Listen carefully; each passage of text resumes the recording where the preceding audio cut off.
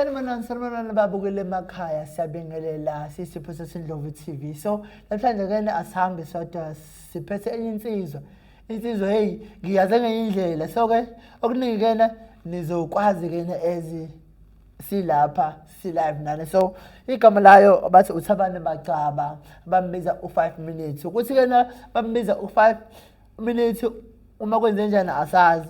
Lensizwa le insizwa enetalent abafethu yabo, inetalent elikhulu and then iphinde ibe ngumfundi wakhona lapha eUniversity of KwaZulu-Natal eyenza i-second year. Asike sithi bafo sawubona Thabani Macaba. Hey sawubona futhi sanibona. Kuyaphileka kodwa mfowethu. Ngiyaphila man, ngiyaphila ninjani? Ngiyaphila engathi bafuna ukusaba nje hayi lutho. Awusabi. Lutho. Kodwa phela kuhlezi kukhona ukusaba if kuzoba nento ezofakela amehla abantu so kodwa ke I think kusuke ukuthi ukusaba ukuthi yabo unendaba nalento ozoyisho ukuthi ungageji. Yeah. Hayi kona ke noqinisekeleka kena. Nanoma ubani liyaba khona vele kancane. Yeah. Okay. So mbukele emakhaya. Mhlambe uyabuza umunye mbukele emakhaya ukuthi banike manje lo usipho sethu ahleli naye yabo. Kwenzakalani kwisipho sethu Ndlovu TV. So besacela ukuthi bafo awukwenje usiphe a short brief about yourself. Tell us about yourself ukuthi who you are, where are you coming from actually. Ngibonge kwisipho sethu Ndlovu TV, ngibingelele kwababukele. uThabani wakaMagcaba isibongo igama engalethwe ekhaya kuthiwa nguThabani. Ekhaya kuthiwa nguThabo. Yeah, kodwa ke sikho lapha and then mase kuba yileli lika 5 minutes yabo Okay. 5 minutes igama kahle engathini ngalithola nje esikoleni beside ukuthi nguThabani ngazalelwa eMpangeni ngakhula njalo ngafika la. 5 minutes ngawuthola kahle sengise high school la khona sengiqala ukuzithola futhi nakhona ukuthi kahle kumele ngenzeni yini kumele ngiyenze futhi imuphi umzile kumele ngiwuthathe ngoba ngase ngiqalile kona ukwenza iart singayiqala ngisamncane kodwa ngisadweba yabo ngakukhipha nje ngoba unjalo nawe nje uhleli kanje ngikudwebe nje ngikukhipha. So ngangenza leyo nto ngangiyitshena mina ngifuna ukuba yi-artist. Ngiyakhumbula nje kwaze kwahle kwa high school kufike abantu basema institutions bezosichazela ngezinto yabo izinto abanazo ekuthiwa yini ama faculties izinto abanazo njengalezinto esifunda ama module yabo. So ngathi mina ngiphakamisa basona bhuti ufuna uba ngathi ngifuna uba yi-cartoonist. Akuhlekwanga kanje kuthiwa ufuna uqoqa ama-cartoon lo mjito ngathi hawu. Okay. So abantu babenga-understand so ngibuyele kachaze negama lami ka 5 minutes. Okay. Kahle ngaqala ngumrapper yabo ngenza i-rap music. Okay. Qala lapho si-team nomfana sekhaya kuthiwa uBongani wakaMagcaba nenye insizwa kuthiwa uLindo si-rapper yabo. Okusho ukuthi lento lena ye music into ekhona okufamily ezosho ukuthi nje ubusebenza nomfana wena. Yeah, even umkhulu wami uMaskandi futhi. Yeah, umkhulu wami uMaskandi. Kamanye mazi it can be called a legacy. Yeah, it's a legacy thing. Okay. So kahle lapho ngangiyi-rapper and then ngangistruggle ukuthola igama yabo yazi kwi-rap kumele uthole igama yabo elizoba catchy kodwa futhi libe nalento le elizoba nayo nje ukuthi hayi this is a rapper umrapper lo ofikayo manje. Ngangistruggle ngeke ngilisho leli ngangiyibiza ngalo ukuthi kwakuyiliphi. So kwaba nesigame esasenzeka ngangihleli nezinye insizwa ke zangi-inspiration yabo. Uma kushaya ama-desk kanje yabo kuthiwa kanje esikoleni be-rap abafethu umhlangano abafethu aba-rapper kushaya ama-desk. Yabo and then ke baqale ba-rap abangi-inspiration ke yabo ngalo ngenza nje ukuthi ngagcine sengihlala nabo. So ukuhlala nabo bewu-deskmate bami kwathiwa uMazozo uMthu Simiso. So mangihlezi nabo edeskini babe notice something ngami yabo. Uma ngabe ungena uthisha noma ngabe isiphi isifundo yabo ngumuntu ke mina isikhathi esiningi one concentration span emfishane yabo mhlawumbe ngasho ukuthi ngangiyengane so ubuthongo nginabo obuningi nobuthongo obuningi so ngisho laqhamuka lapho so babenza ngalendlela ukuthi babe ngimokha noma babe ngidelela ngaleyo nto kodwa bedlala hayi ukuthi phela babe ngidelela serious ngoba sasabangani bedlala bethi lo mjida after 5 minutes nje mangena uthisha uyabushisa ubuthongo uyabushisa nje ubuthongo every after 5 minutes so wena after 5 minutes kodwa babe ngangicaciseli ngaze ngayibuza le babe lokuthi hayi u5 minutes wena okay why nisho kanje yabo bagcina bengichazela ukuthi wena uyabushisa every after 5 minutes okusho ukuthi ngamayamazi njena nje okwenza izinto zibe short wena ubulala esikoleni ne yeah okay ubulala esikoleni uqhamukapi sifuna ukwazi bafuna ukwazi lebaya ukuthi owalapha actually mina ngiqhamuka la eMbumbulu kodwa ukuzalwa ngazalwa la kwaZulu eMpangeni and then ke kwa relocate nje ngoba phela umuntu ekhula nemndeni hamba ikhula sa relocate sasafika la sikhona eMbumbulu efolweni yeah akulungileke mfethukeni you are an artist angithi yeah i-artist Ngicela nje ungiphe nje umucu nje noma okodwa noma mbili nje ukuze omunye umbukele emakhaya azabona ukuthi wena you are a real artist ne nasi siginqi sakho mfethu ovele uhlale entambeni uhlabelele nje size ukuthi siphatheleni bafa okay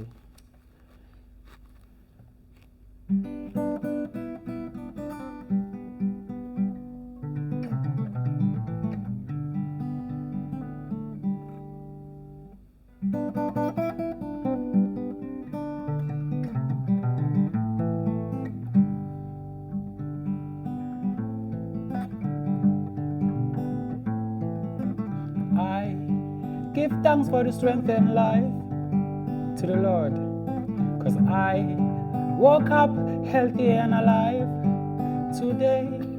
The sun is rising, it's gonna be a beautiful day. The flowers are so happy and smiling. This is so fun and sky is blue and no more rain. Everything is just fine. Ngavuka ekuseni ngalalela umlolozelo wezinyoni kwakhala neqhude lathi kikiliki kinayimini ngavuka ekuseni ngalalela umlolozelo wezinyoni zithi yeah it's a beautiful day yeah it's a beautiful day. Yeah. It's a beautiful day. Zitty, yeah. Hey, naku umuntu azomkhumbuza i-ex yakhe mfethu. Like yeah, it's a beautiful day. Like currently I have the imagination of my ex-girlfriend. But ngene sikho lapha kayena mfethu. So, mfethu wow. Umnandi kena umculo wakho bafo. So, the next question engifisa ukukubuza yona. What inspired you to become an artist? Ubani lo?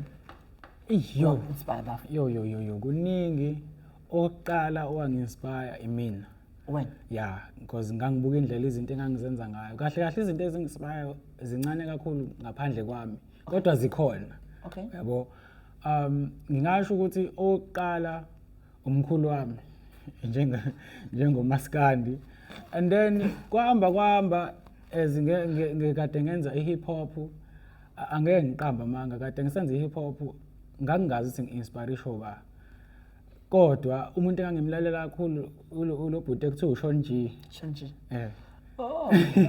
so ngaba inspired yabo kuyena and then kwahamba ngalalela umculo ohlukahlukene ngagcina sengigxila kakhulu kwi-reggae music of which bengilalela uPeter Tosh kakhulu okay because of a message abeyisenda kubantu he was very truthful like engasabi ubekhuluma lento afuna ukuyikhuluma yabo noma ikanjani yabo okay just angashuka coat ukuthi omunye umuntu uzothini yabo and then kwase kwahamba kwaba Bob Marley Lucky Dube njalo yabo baningi kakhulu okay oh no thanks a lot yeah ukuthi egcineni kube khona abantu abamenishiwe nayo yabo. Yeah. Thina ke nama artist sesithi cha thina nje sithina most of us Yeah. yabo.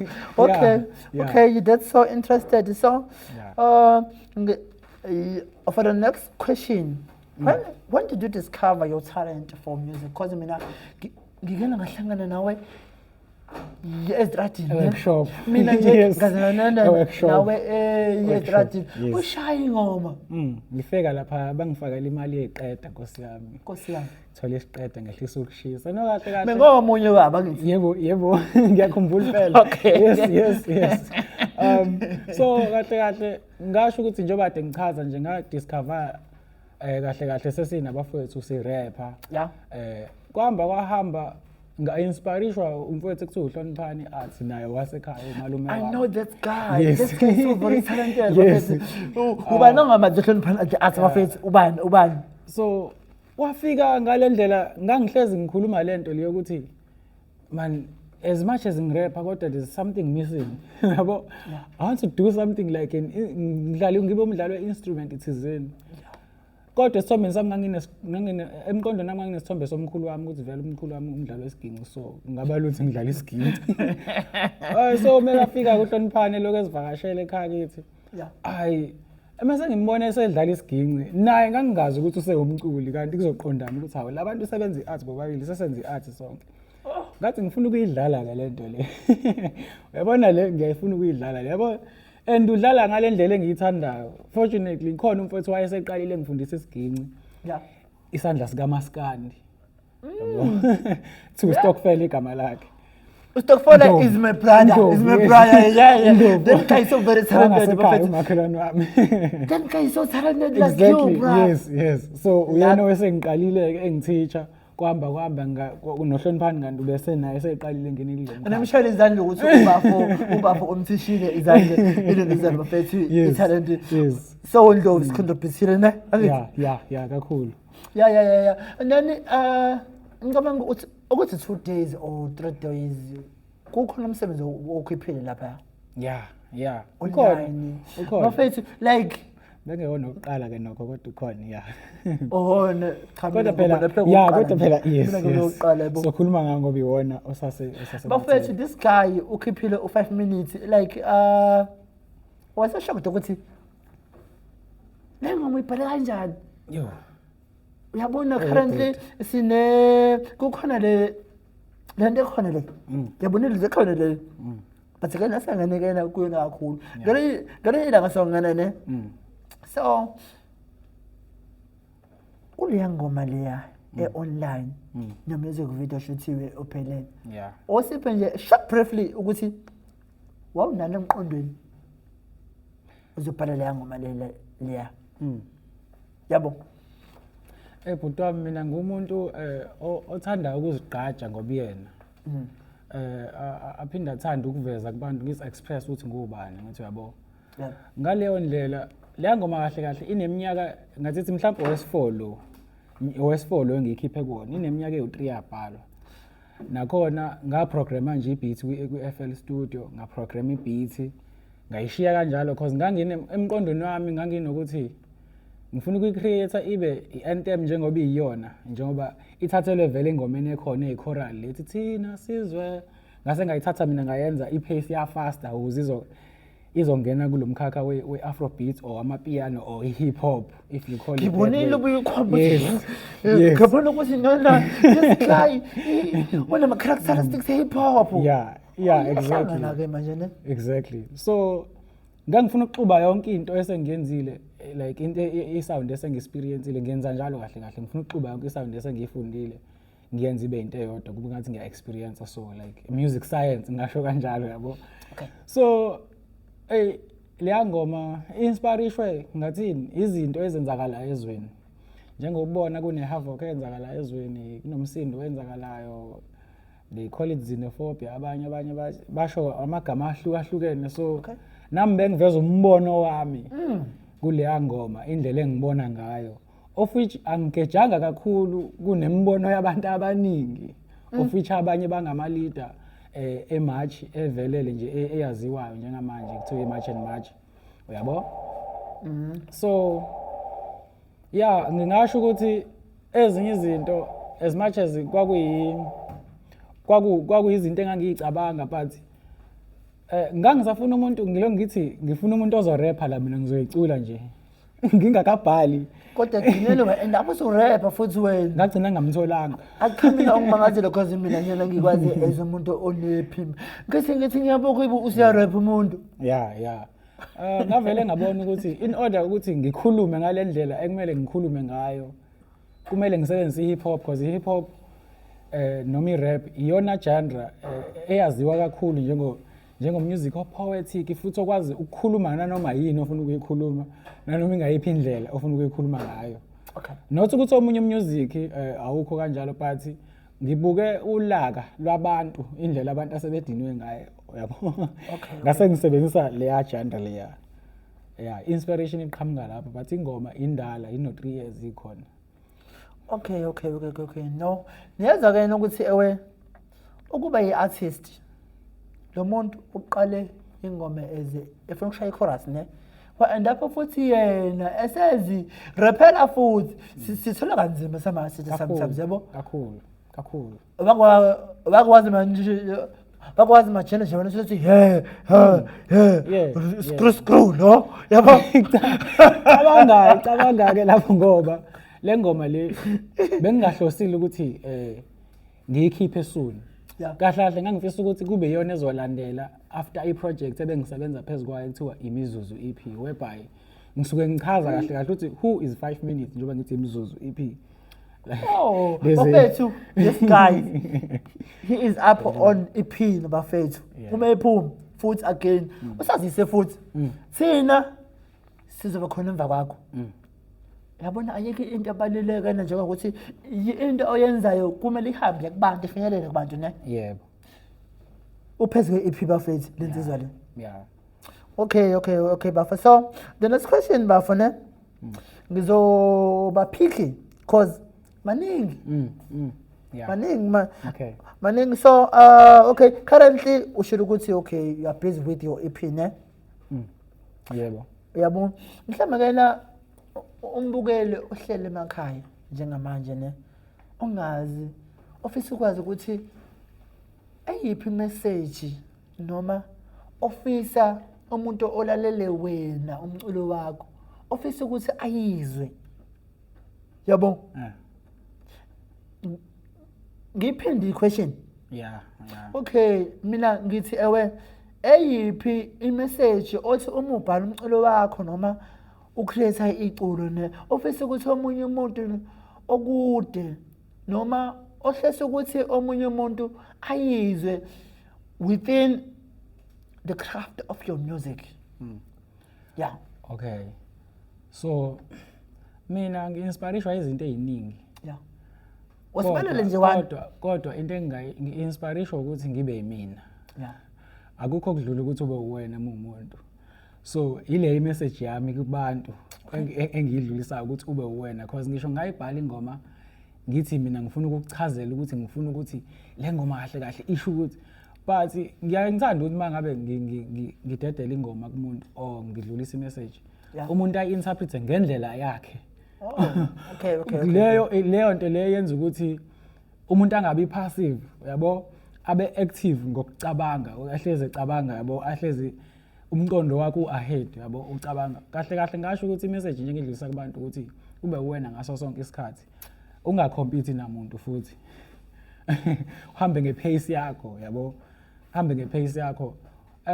I-speed doesn't really matter but i-destination ebalekile yabo. Yes, don't compete. Sebenzisa unako. Ungabheke eceleni ukuthi kwenzakalani, sebenzisa unako. So the next question is ngike ngaveza ukuthi wena umfundi ne? Yeah. Uphinde futhi ukwenza music. Yeah.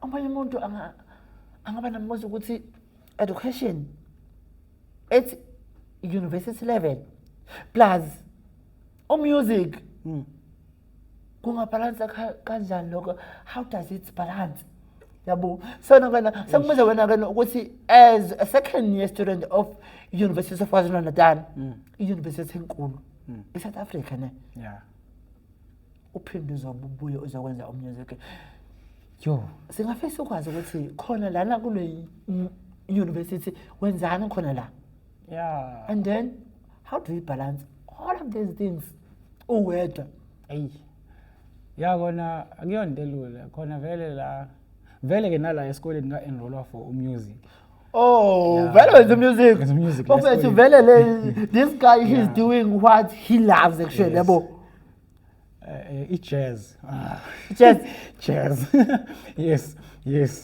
jazz ngenza jazz no jazz it's okay because of yabona abantu abalalela jazz if ngibanikeza ama characteristics ngibabukela mostly jazz is listened by the serious people ne ikona lo engakufuni ke jazz kodwa oh okay mina nawe asazi into eyodwa siqhubeke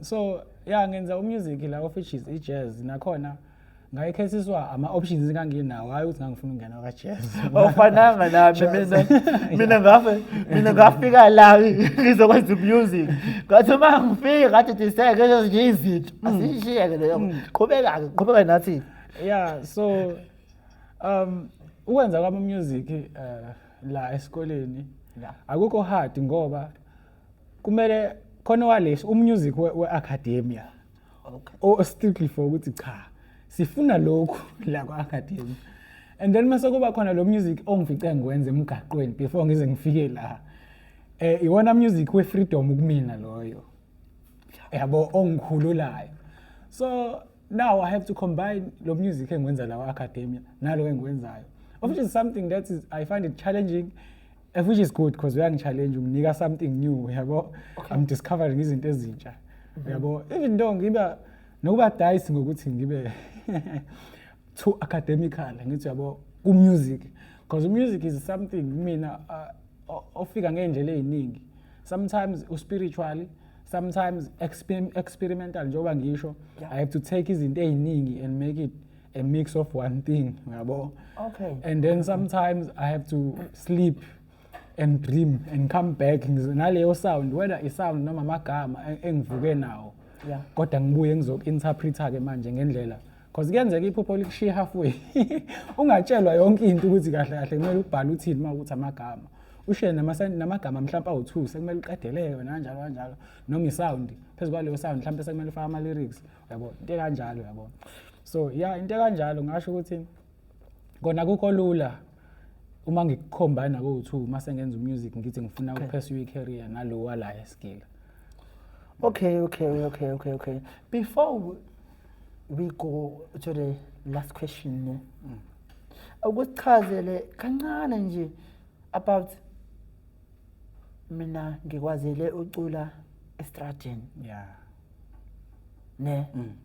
Ucula futhi. Ngiyakhumbula uqhamuka. It's one thing eyenza ukuthi mina nawe si connect actually yabo. Yes. Because I saw you and then I saw a young man who had a passion about his dream. Namhlanje that dream, it seems as if it's becoming true, ne? Because you in this university, you are doing what you love the most. Yeah. And then currently you just release the song and then currently you are about to give us an EP. Yeah. Asike sithi deja vu. How was life usalaphaya emgaqweni? How was life ngomusic nje? Umbuzo lo oyinkinga kakhulu. Engingakusho ukuthi akukho lula ngaphandle, ku-tough. Yeah. Ku-tough and into eyenzeke ngaphandle iyona engishaye ngoswazi yazi ongifaka la ngaphakathi esikoleni. Izinto ezenzeke lapha ya bekuswazi lungishaya uzongifaka la esikoleni bengingahlosile ukufunda. Okay. Bengitshela ukuthi mina ngizima ngiqeda imatric ngiblow up ngibe artist ngihamba amazwe ngiperforme and then izinto zenzeka ngenye indlela and uma zenzeka ezinye ngabona ukuthi actually ngiyasidinga isikole somehow somewhere yabo in terms of sound yabo uku-understand sound noku-understand le instrument engiyidlalayo kangcono ngi-understand like different type of music ngiphinde ngi-understand mhlampe ne-theory ngoba phela senza ne-theory ukuthi what to avoid what not to avoid mungabe udlala umusic angithi uyabo of which-ke leyo nto isayi-debate even kubantu abaningi nabantu engijwayele ukuhlala nabo abawuthandi lo music ofundeliwe lo ngawubalekela nayo. Yes into kanjalo webhuti wami kodwa bekungekho lula mfethu i-journey was tough it was tough because kahle the only thing engibuyisele esikoleni unyaka 2017 because 2016 ila ngaqeda khona umatric ngawufeyila ngawufeyila ngabuyela khona futhi qale baba nebhizi nje ubaba wami ethi ubuyela esikoleni umdala kangaka ngathi mina ngeke baba ngimdala impela kodwa kumele ngibuyele uswazile ngikhomba khona ukuthi ngibuyele ngiyolungisa umatric lapha because kunezinto engangiyibona la ukuthi yazi man khona izinto ezingenze kuyawubona umhlaba unjani khona iphepha olidingayo ukuze udlulele phambili so I had to ngishintshe ngangitshela mina italente ilona but sometimes nalo libuye lingakusebenzeli futhi ngathini ukuthi lisebenzela bonke abantu angisho ukuthi alisebenzi alisebenzeli bonke abantu bakhona umuntu oliphatha kanje limsebenzele lona lodwa yabo bakhona futhi athi mina hayi alingisebenzelanga lodwa kwakumele ngibe na certain paper or a certain skill ukuze ngithi manginokha kweminye iminyango ngizwakala ngithi ayizwa lonto kanjalo ya mfethu njengoba ngithanda le ukuthi uphindele esikoleni odosa umdala ubungamdala wena bengingakabi mdala angikho mdala khona wathini ke mina ke nabafakwena ngiqala u15 u-first year ngina 15 years first year grade 1 lokho kusho kona ukuthi imfundo ayikhulela ne okay ke for the last question bafo sesizoyivala manje asike sithi ewe nangumuntu omusha uyakhula ne uyakubona uyacula naye afise ngelinye ilanga ukuthi okay nami ngafisa ukungena emkhakheni owo music. What advice you can give to that person ungakaze nje angene kwa music but onamaphupho njenganawe? What advice that you can give to that person okubukele emakhaya? Advice yaba ngena ku music at your own risk. Siyasho isibhaxu la. Uthela wayeka lo akudlalwa la. Akudlalwa la. Ungangena nje at your own risk. Kodwa unothando kodwa lawo ke mina advice ukuthi into umuyithanda uyangena kuyona no matter ukuthi kwenzakalani yabo ama challenges kodwa yonke imikhakha khona kodwa mfethu umusic udinga umuntu obekezelayo okokuqala kodwa futhi kuyahluka ke webhuti ukuthi umusic ufuna ukwenza kanjani ngoba khona abantu abama celebrity abafuna ba ma celebrity. Okay, ngithi yabo ama musician afuna ama celebrity and then mase kuba ama artist. Okay, kuhlukene lezo zinto ama musician nama celebrities. Yebo kusingaxuba ndawonye kwi category kodwa mina ngokubuka kwami akwefani. Mina ke ngimusician ngiphinde ngibe artist. Yabo so izokuphula umoya mungabe ufuna uba yi-celebrity mase ngingenze ngale ndlela osuke ufisa ngayo. Yabo ikuphula umoya. Kanti muwazi ukuthi yini inhloso yakho ku music. Ayikho into ezokuphula umoya ngababe kwenzakalana ngithi yabo sengima more than 10 years ngenza music. Yeah. But mina ngiyayibona iprogress. Kodwa umuntu ongazi kulento engiyenzayo ukuthi ngiyenzani ngeke azayibone. Because ngisamba ngenyawo sakuphila amatekisi yonke nje leyo nto leyo so into kanjalo yabo also 5 minutes away ngena ku music it's your own risk. Yes, but ungene ngothando. If ungene ngothando ungabonanga izinto wazihanda you can survive la ka music industry. Ne sisipho sendlovu kwe TV namhlanje asithi asigoqe khona lapha ke namhlanje sibabe khona la mfethu besihlezi nayo ke insizwe yakamagcaba u5 minutes ne. Yeah mfethu so uma kuwukuthi mhlambe umuntu uno-Facebook, uno-TikTok, uno-WhatsApp, usiphe nje ama-handles akho nje, Instagrams mhlambe kanje, ukuthi umuntu ume efuna ukukulalela noma ukukubona noma ufuna ukukhuluma nawe or ufuna ukukuqasha, Yeah. kumele athinte bani kanjani, yabo? Yeah. Inamba kama wami ithi ngiyadlala. Okay. So u5 minutes kuyona yonke indawo. 5 minutes kaThembela. uThembela usho isithakazo sabo amagcaba oThembela umntodo opheza abantu njalo inkosi ayidedwala. U5 minutes kaThembela yonke indawo. Mubhale nje uthi 5 minutes kaThembela yonke indawo. Because very currently ungangena ngisho na Google usearch, ungene ku Spotify, ungene ku YouTube uzomthola. 5 minutes kaThembela kuzobhala 5 minutes kaThembela thina sizwe sendlula mithi ufithi yona ngoma leyo esaphezulu. That's right, bafethu ngibukele emakhaya. So sayivala ke njengamanje sinayo insizwa yakamagcaba. Magcaba mfethu, sacela usivalele sengase isikhinqi sakho lesi ongene ngaso okuyisona esikulethe khona lapha ukuthi sihlale nawe lapha kuleli TV, isipho sesendlovu TV. Siyazibeka ke la, asinishiye kodwa wena nodakena sizonishiya nje nomucu nje wayelo nsizelo 5 minutes. The stage is yours. Manje ngicula iphi ingoma manje? Kukwena ngikwazi phela mina.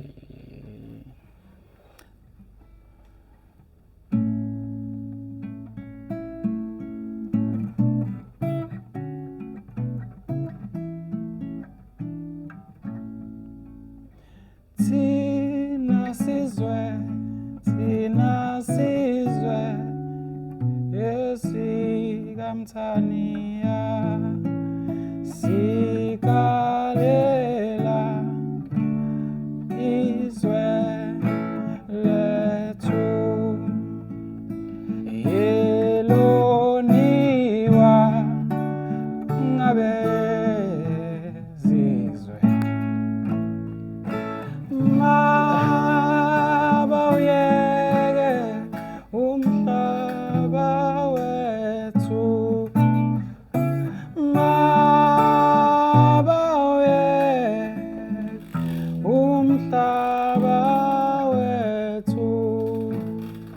Now tell me, am I wrong when I'm fighting for my country?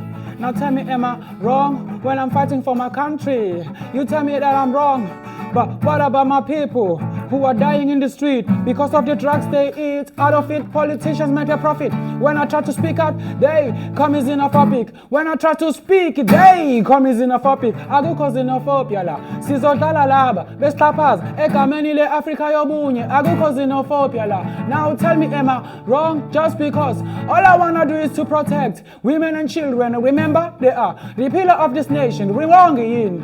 Just because all I wanna do is to practice my culture on a very little piece of land that I'm left with without being afraid of the vultures. Without being afraid of the vultures. Abantwana, abantwana, bendlula mithi. Balwela, ikusasa lezwe. Elibulawa ngabezizwe okema uye umhlaba wethu mama uye umhlaba wethu.